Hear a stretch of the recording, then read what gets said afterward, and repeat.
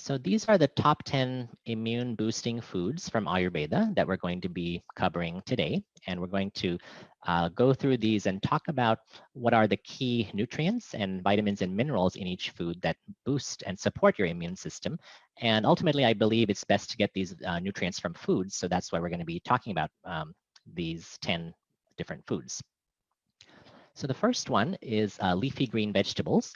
And these are some of the most nutrient-dense foods that are out there.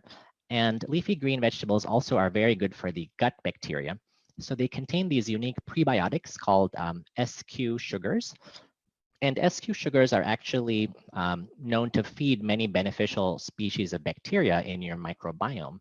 And instead of choosing iceberg lettuce, go with spinach or some of these other leafy greens, which are much higher in phytochemicals and flavonoids. So iceberg lettuce is mostly water and doesn't have many of the phytochemicals that we need to protect us against disease. So polyphenols and flavonoids, which are in leafy greens, also are known to reduce NF-kappa B and reduce the NLRP3 inflammasome. And that's where they're so helpful in keeping our inflammation levels low and keeping our immune system strong. Next category is mushrooms. And mushrooms are actually an entire different kingdom of life. So they're a part of fungi. And every different type of food feeds a different kind of bacteria. And that's why mushrooms, because they have components that are not present in our food supply in any other source, are so helpful. So they increase a variety of our good bacteria like Roseville, Akkermansia, bifidobacteria, and lactobacillus. They activate our innate immune system. And they also block NF-kappa B and thus have an anti-inflammatory effect. So a lot of the Asian mushrooms are especially powerful, like reishi, shiitake, maitake, but any other mushrooms as well are good too, like oyster mushrooms, portobello mushrooms. There's a variety of mushrooms pictured here. So trying to really get a diversity of different types of mushrooms in the diet is very beneficial for your immune system and the gut microbiome. Cold water fish, like salmon, sardines, or mackerel, they're very high in omega-3s. And we know that fish and their fish oils are very anti-inflammatory, and they inhibit NF-kappa B and also downregulate the NLRP3. And they also contain selenium, vitamin A, and vitamin D. So vitamin D, we know, is also very important for the immune system because deficiency of vitamin D leads to a higher risk of colds and flus and respiratory infections. And that's why it's so important to maintain good vitamin D levels. But fish provides you the additional benefit of omega-3s and these other nutrients as well.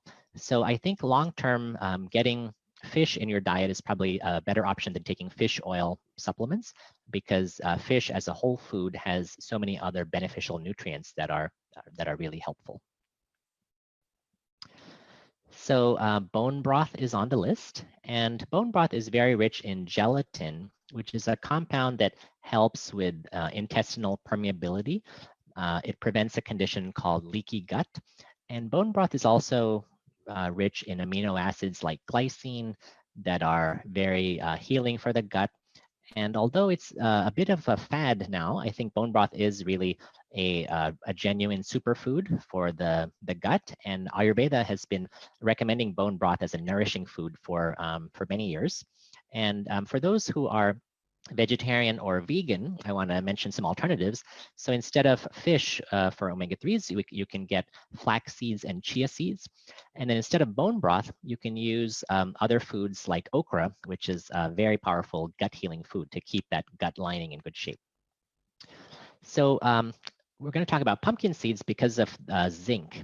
And we know that zinc reduces viral replication. And we know that for other coronaviruses, it seems to prevent the coronavirus entry into cells. So keeping your zinc levels high is probably important. And pumpkin seeds are one of the best sources of zinc that can help achieve this. Okay, now we're going to talk about oranges because of their vitamin C content. So we know that vitamin C does inhibit the NLRP3 inflammasome and thus reduces the inflammation in the system. And vitamin C has been shown to shorten the frequency and severity of colds and the incidence of pneumonia as well. So I think getting 1 orange a day is probably a good way to keep your vitamin C levels high. Now, beet greens are lesser known, but incredibly powerful. So these are the leafy tops of the beetroot, which are pictured here.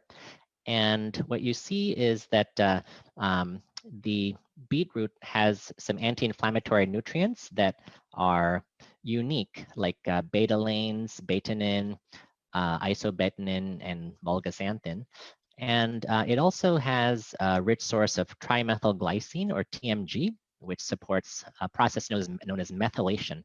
So methylation is happening about 1 billion times in your body every second. Throughout your whole body. It controls detoxification, inflammation, your neurotransmitters, and mood. So making sure your methylation is working well is important, and getting adequate B vitamins is a key to that, but also TMG, this component found in beet greens, is a very good way to support methylation. And finally, the beet greens have betalains, which increase your glutathione levels, which is the body's main antioxidant and helps with phase 2 liver detoxification.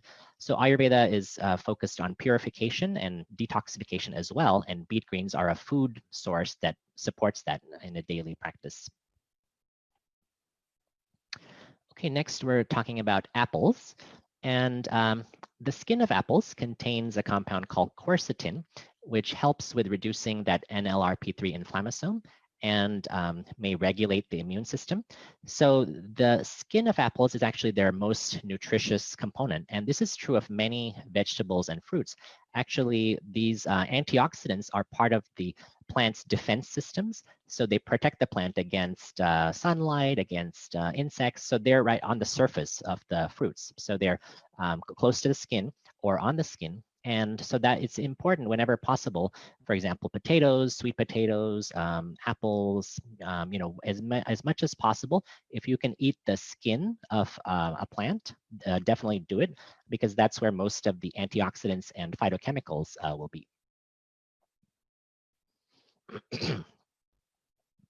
And finally, we're going to talk about fermented foods. So these are very powerful in terms of reducing inflammation.